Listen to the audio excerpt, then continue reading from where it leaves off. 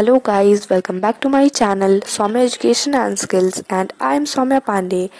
और हम लोग आज पढ़ने वाले हैं chapter 5 physical and chemical change. हमने पिछले वीडियो यानी कि पार्ट 1 वीडियो में हमने फिजिकल चेंज कंप्लीट कर दिया है और हम लोगों को केमिकल चेंज में बेसिक्स जो भी उसमें लिखे हुए थे वो हम लोगों को पढ़ना है आगे।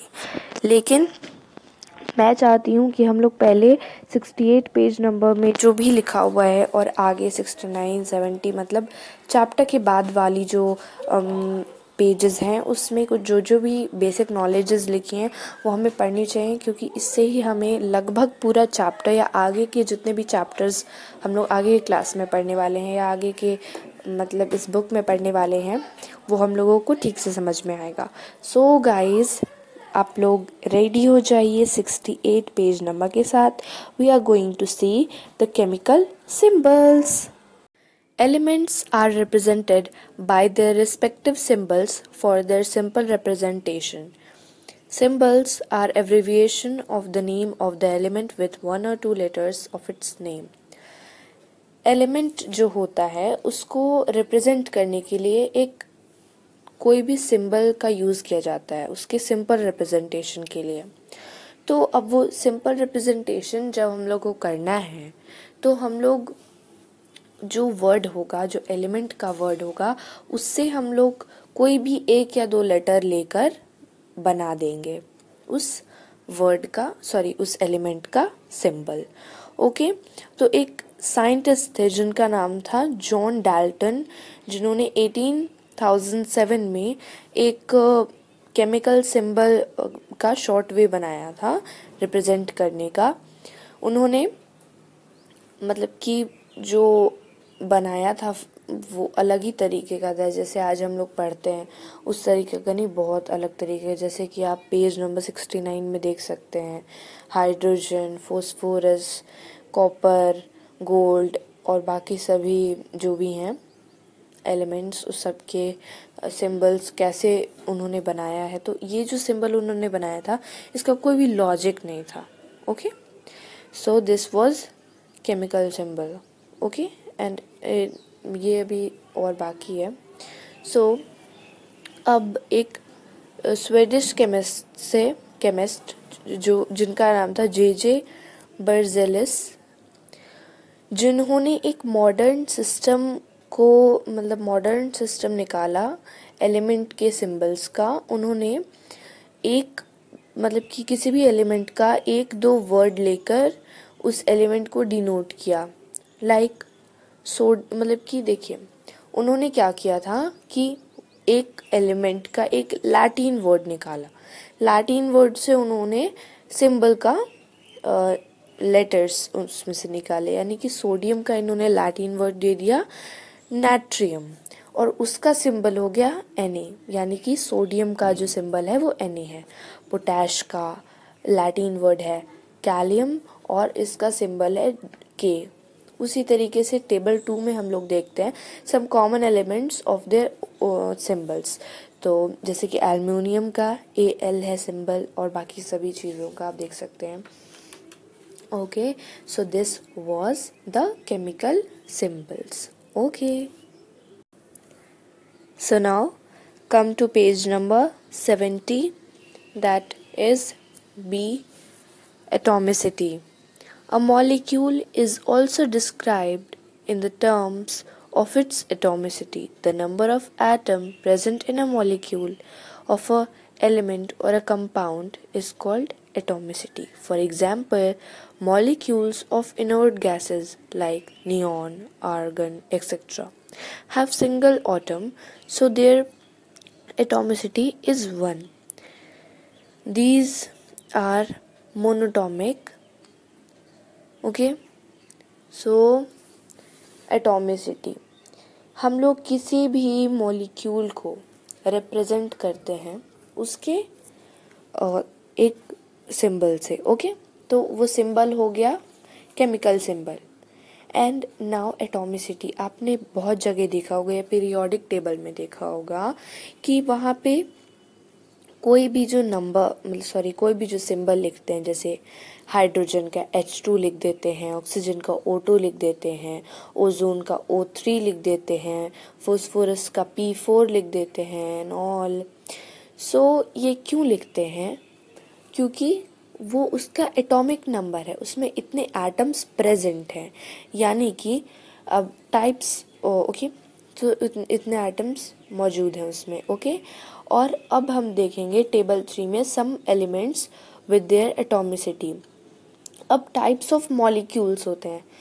First is monoatomic, diatomic, triatomic, tetratomic and polyatomic. तो मोनोएटॉमिक में जो उसकी एटॉमिसिटी है वो 1 है, यानी कि उसमें 1 मॉलिक्यूल जो है 1 एटम प्रेजेंट है। लाइक हीलियम में 1 है, इसीलिए उसके नीचे हम लोग 1 लिख भी सकते हैं, नहीं भी लिख सकते हैं, यूजुअली नहीं ही लिखते हैं। ओके, एंड डायटॉमिक में एटॉमिसिटी नंबर 2, तो हाइड्रोजन के नीचे H2 लिखते हैं। ट्राइएटॉमिक का एग्जांपल है ओजोन O3। ओके, और टेट्राटॉमिक में 4 एटॉमिसिटी है, तो फास्फोरस में P4। ओके, एंड पॉलीएटॉमिक में मोर देन 4 या जैसे कि हमने टेट्राटॉमिक में देखा कि 4 था, और हम लोग पॉलीएटॉमिक में देखते हैं कि 4 से ज़्यादा होना चाहिए। अब वो कितना भी हो सकता है, जैसे कि सल्फर में 8 होता है, तो S के नीचे 8 लिखते हैं, उसकी एटॉमिसिटी 8 है। Okay, and now see chemical formula. अब हम लोग किसी भी केमिकल फॉर्मूला होता क्या है पहले हम लोग देखते हैं। As we use symbol for elements, similarly we write chemical formula for chemical compounds. All molecules of a compound can be written as a list of atoms forming them. For example, NaCl represent the chemical formula for table salt. Okay, so इसका ये मतलब हुआ कि हम लोगों को, जैसे कि हम लोग केमिकल सिंबल लिखते हैं, उसी तरीके से हम लोग केमिकल फार्मूला लिखते हैं। जैसे कि वाटर का केमिकल फार्मूला H2O होता है, तो एलिमेंट कितने प्रेजेंट हुए इसमें? 2 एलिमेंट हुए, हाइड्रोजन एंड ऑक्सीजन। और टेबल 4 में जैसे कि मैं उसी से बता रही हूँ, नेम ऑफ द कंपाउंड्स यहाँ पे फॉर्मूला है, और एलिमेंट प्रेजेंट, यानी कि कितने एलिमेंट्स उसमें प्रेजेंट है। तो वाटर में 2 एलिमेंट्स प्रेजेंट होते हैं, that is hydrogen and oxygen. Sodium oxide में 3 एलिमेंट्स प्रेजेंट होते हैं, that is sodium, oxygen and hydrogen. इसी तरीके से आप लोगों को ये टेबल अच्छे से पढ़ना है, जैसे कि आप समझ पाएँ। ओके, और मैं ये आपसे बात करने जा रही हूँ कि इसके पहले हम लोगों ने केमिकल सिंबल्स पढ़े, एटॉमिसिटी पढ़ा, अभी केमिकल फॉर्मूला पढ़ रहे हैं, तो उसी तरीके से हम लोगों को ये याद करना है। ऐसे हम लोग अगर याद करेंगे इस चीज़ को, या आगे जो हम लोग पढ़ने वाले हैं बेसिक्स उसको, तो हमें अगर अच्छे से याद होगा तो आगे की क्लास में हमें कोई प्रॉब्लम नहीं होगी। So this was chemical formula and atomicity. Chemical equation given in page number 71 F. A chemical equation is a representation containing chemical symbols used to show changes that happen during a particular chemical reaction.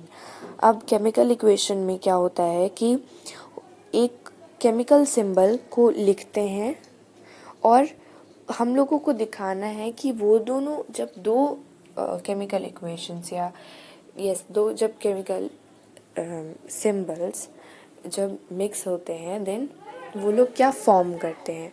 जैसे कि हम अगर किसी चीज़ का example लें, like carbon plus oxygen is equal to carbon dioxide.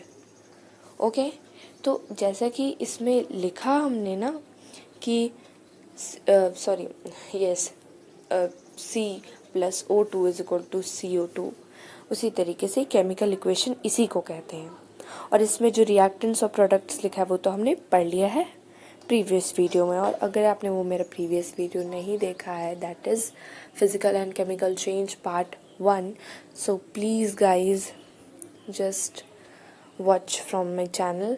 और उसमें मैंने कुछ बेसिक्स भी डाला है, ओके, जो कि शायद इस बुक में नहीं दिया था, और मैंने अपने मन से भी कुछ उसमें डाला है, तो आप देख लीजिएगा. And now writing a chemical equation. अब हम लोग एक केमिकल इक्वेशन को कैसे लिखते हैं. So in a chemical reaction, reactants are written on the left hand side, being separated by a plus sign. Similarly, products are written on the right hand side of a chemical equation, and they are also separated by a plus sign, if any. यानी कि देखिए, अब chemical equation को तो हमें लिखना है, तो जो रिएक्टेंट्स होंगे उसको हम लोग लिखेंगे लेफ्ट हैंड साइड, और जो हमारे प्रोडक्ट्स रहेंगे उनको हम लोग लिखेंगे राइट हैंड साइड, ओके. और जब भी हम लोग रिएक्टेंट्स को लिखेंगे साथ में, तो हम लोग प्लस करके लिखेंगे, यानी कि C+O2, then carbon reacts with oxygen, it forms carbon dioxide. Like this we all have to write the chemical equation. An arrow is placed between the two sides. This arrow shows the direction of the chemical reaction. The atoms of each element on both sides of arrow are balanced. Thus, a chemical equation can be represented as shown here. So, क्या करते हैं हम लोग कि पहले left hand side जो भी हमें रिएक्टेंट्स लिखना है वो हम लोग वो लिखते हैं, और एरो देकर जो प्रोडक्ट होता है वो हम लोग बैलेंस करके लिखते हैं. अब बैलेंस करने का तो हमें आगे पढ़ना है, यानी कि जस्ट इसके बाद balancing a chemical equation. So this was the chemical equation and writing a chemical equation. Okay guys, so guys, we all have completed the basic videos which was given in the last pages of that book. And मैं आप लोगों को एक बात बताना चाहती हूँ कि इस वीडियो की जस्ट बाद जो वीडियो अपलोड होने वाली है वो है कैरेक्टरिस्टिक्स ऑफ केमिकल रिएक्शन पे, और उसके जस्ट पहले एक रेस्टिंग का है, तो वो भी हम लोग कर ही लेंगे. और उसके पहले कुछ फॉर्मूलाज वगैरह हैं कि आप लोगों को अच्छे से समझ आ जाए कि केमिकल इक्वेशन वगैरह कैसे लिखते हैं. So we will discuss that in the next video, upcoming video. And till then, bye, good luck, and thanks for watching my videos, and keep supporting. Bye.